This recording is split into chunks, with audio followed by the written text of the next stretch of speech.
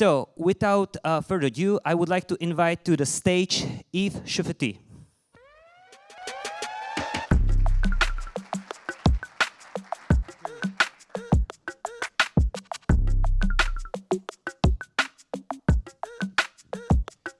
Thank you very much, Matthias. Okay, we start directly with this slide. So I wanted to talk to you before about a company listed in the US called Strategy, that used to be called MicroStrategy. It's a company that has started a new way of running the business in 2019. And in fact, what he did, Michael Saylor, it is that he has adopted a business model that was created in 1694. In 1694, there is a group of businessmen in London who decided to create a corporation. And the business model that they invented in 1694 was the idea to raise capital in order to buy gold. And they called this company the Bank of England. In 1800, a statesman called Napoleon in France organized a meeting between the 100 wealthiest families in France. And he told them, we need to do like the English. We are going to create a corporation. You are going to create a corporation that will raise capital in order to buy gold. And you're going to call this company the Banque de France. And Bank of England and Banque de France became the most wealthiest and the most influential companies in the world until they were nationalized in 1945 and 1946. I invite you all, you have to read this book. It's a book by Friedrich Hayek, a Nobel Prize of Economy. He wrote a book called Denationalization of Money, and the purpose of his book was to warn Europe against the creation of a unique currency. He told European leaders, you need to create a common currency that will add to the previous ones. And you need, in fact, to encourage the creation of a maximum number of currencies in order for them to compete. He told us in 1976 that a central bank should not be owned by a government. A central bank should be a private corporation. It's very important to read this book. The last person I would like to quote is this guy, Hal Finney. You know, for once, we don't have Adam Back with us in Prague. Usually, I am a little bit shy when Adam Back is in the audience to talk about Hal Finney. But Hal Finney is one of the 2% that most of the people believe is Satoshi. I doubt it myself. I have a theory about that. Adam Back, when was that? In 2010. This is what Hal Finney wrote in 2010. He said, there is a very good reason for Bitcoin-backed banks to exist, issuing their own digital currency, redeemable for Bitcoin. I believe this will be the ultimate fate of Bitcoin, to be a high-powered money that serves as a reserve currency for banks that will issue their own digital cash. I am absolutely convinced Bitcoin is not the currency of the future. Bitcoin is much more than that. It is the ultimate asset, the asset the central banks will want to own. Okay? And those new kinds of central banks that, like the others, like Bank of England, like Banque de France, own the unquestionable asset, those are the banks who are going to issue the means of payments. Gold was not practical to be a means of payment. In the same fashion, Bitcoin will, in my mind, I may be wrong, never be a means of payment. It will need a layer 2. The layer 2 could be Lightning. It could be the papers issued by MicroStrategy, by Capital B, and by all of the others. But I think that it's very interesting to see that since the beginning almost, plenty of us believe Hal Finney is Satoshi. Since the beginning, this guy thought Bitcoin will not be really the mean of exchange.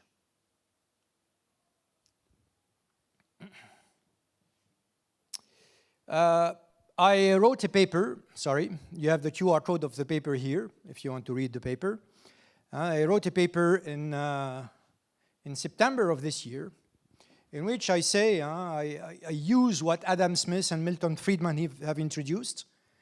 Adam Smith and Milton Friedman told us all, you cannot an economy is what? Economy is a place in which you exchange trust.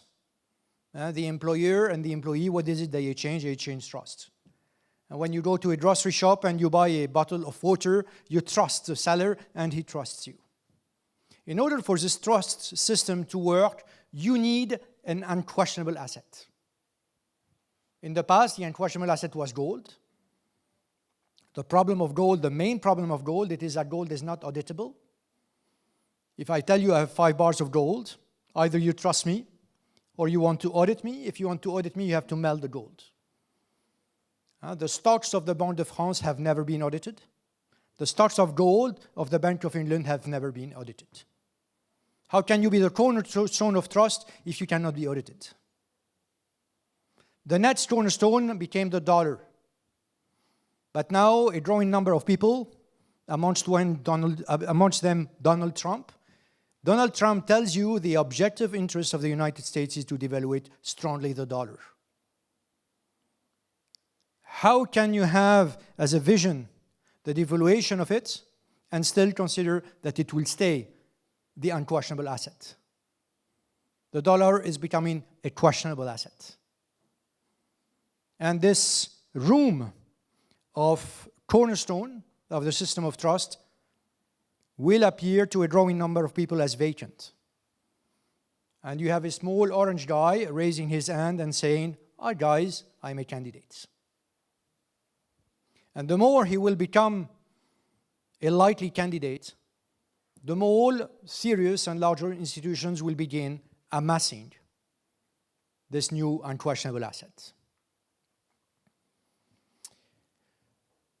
Buying papers or issues of those companies constitute a triple opportunity. It will constitute an opportunity to be exposed to Bitcoin.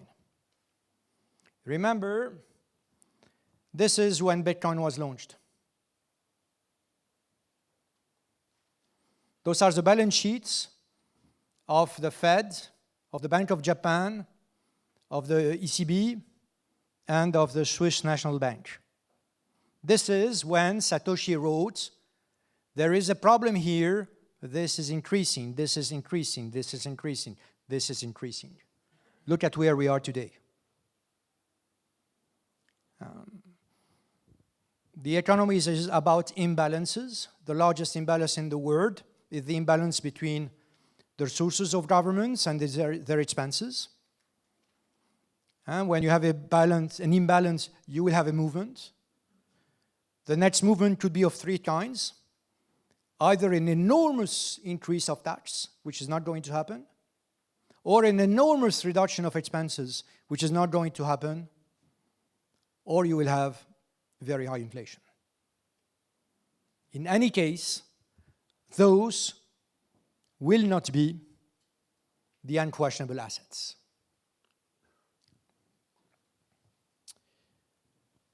This is 2025, sorry. Okay, it's a slide that I used in 2015, but I should change the number. The most important figure for Bitcoin in 2025 was this figure. This is the performance of gold in 2025.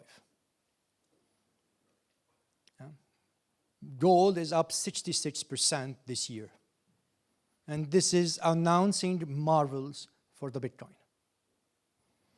Last time, gold has an enormous performance. During the enormous momentum of gold, Bitcoin stayed quiet until it stopped. And Bitcoin grew by 5x. This year, gold has increased more than in 2020, and Bitcoin is quiet until. Normally, very often, this is not science, very often you will observe 200-day lags between the price of Bitcoin and the price of gold. And by the way, from this scale to this scale, you have a factor of 15 times. Again, this is not science, but this has happened in the past. The investment thesis of gold and the investment thesis of Bitcoin are fundamentally the same. If gold went up, it is for some specific reasons. If those specific reasons are right, Bitcoin will go up. Much more. This is the first opportunity you could want to capture. The second opportunity is the mNAV. We wrote this article a few years ago, and we published this article in March 2025. You have the QR code here. This article deciphers exactly the performance of MicroStrategy. We have shown that whatever period you take, the performance of MicroStrategy is exactly equal to the Bitcoin yield plus a beta to the Bitcoin, but a beta which is of this format, a beta which is completely convex, a beta that increases with time, plus a term which roughly is about the change of the mNAV. And this is math, this is not statistics. It's really an equal sign here. Whether you take the performance of MicroStrategy over 1 day, 1 week, or 5 years, this equation is exactly true and is truly exact. The mNAV is defined as the ratio of the enterprise value of the company divided by the value of the Bitcoin it owns. Why do we have an mNAV? Because of speculation. The same way that the market cap of Hermes is not equal to the value of the factories of Hermes. Why is the market cap of Hermes different from the value of the factories? Because there is a speculation by the market agents that Hermes will be able to generate some earnings. Otherwise, the enterprise value of Hermes would be exactly equal to the value of the factories of Hermes. In the case of Bitcoin Treasury Companies, it is exactly the same thing. The mNAV is the result, as any kind of price in a free market, is the result of a speculation. Maybe I should define what speculation means. The term speculation comes from the Latin word speculare. Speculare means to be able to see. This is why we say spectacles. A speculator is somebody that has a view and that will implement a portfolio which is conform, that will take advantage of his view. This is what I meant by speculation. It's because of views. When at the end of 2024, the Bitcoin rallied by almost 100% in a couple of weeks, or in 3 weeks or 4 weeks, I don't recall, everybody was extremely bullish on the momentum of Bitcoin. The mNAV rallied a lot because of a vision that 2025 would be an enormous year for Bitcoin. During the summer, people became disappointed. Speculation withdrew a little bit, and since those stocks are not extremely liquid, the mNAV went down. So from typically roughly 23 for Metaplanets, it went to 1. From 20 on Smarter Web, it went to 1. From 12 on Capital, it went to 1.5. Same for MicroStrategy. Why? Because of speculation. Because people were disappointed by the short-term momentum of Bitcoin. I'm absolutely convinced that we have not seen yet the highest mNAV. We will see it in the future. When? When we will have a strong rally of Bitcoin. So I think it's very important to understand the mNAV for what it is. The mNAV is an observation of the market sentiment. When the momentum is here, the mNAV can rally. When the momentum is not here, the mNAV will go to the century place. The third, so here you have an illustration of, but I'm going to skip because I'm sure I'm late. I have 5 minutes. There is a correlation, by the way, between the Bitcoin and the mNAV, which is quite visible. When Bitcoin goes up, the mNAV goes up. So you have a multiplier on the effect of on the performance of Bitcoin. The last opportunity is what I call sigma. It's derivatives. What is the job of a real central bank? I'm not talking about the jokes like ECB, etc. I'm talking about the real central bank that would have some reserve and would issue some issues. The balance sheet of a central bank is composed of two items, the assets and the liabilities. They want to have on their asset side the most boring asset they can. When you own gold, there is nothing to do with gold. You hold it. When you own Bitcoin, you hodl it. And that's it. It's boring to own gold. The fun part is on the liability side. This is where you want to be inventive. At the end, you may end up with a banknote under your liabilities. And when people need liquidity, you simply print new debt in order to buy more Bitcoins. And we have a perfect playbook of that with MicroStrategy. Last year, I think he captured 41% of the volume of convertibles in the US. 41% of traded convert last year, I think it was 41, so there is a disclaimer here. I'm not sure about the figure, I think it's 41. 41% of the volumes of convertible in the US last year were issued by MicroStrategy. He is resurrecting the sector of perpetuals. He is inventive on the liability side. Exactly the opposite of what the ECB is doing, etc. The opportunity is, so here I'm showing you the flagship of TOBAM Fund. You see that it is possible to buy a blend of those issues. So we've launched this fund on the 7th of May. And since the 7th of May, you had a wonderful momentum, as I told you, then a meltdown of the mNAV. At the end of the journey, as of, I don't know when, as of 2 weeks ago, our performance was 121%, when Bitcoin delivered 10%. Why? Because you are not supposed to buy only their stocks. You're supposed to buy converts. You're supposed to buy perpetuals. You are supposed to buy options. Not only the stocks.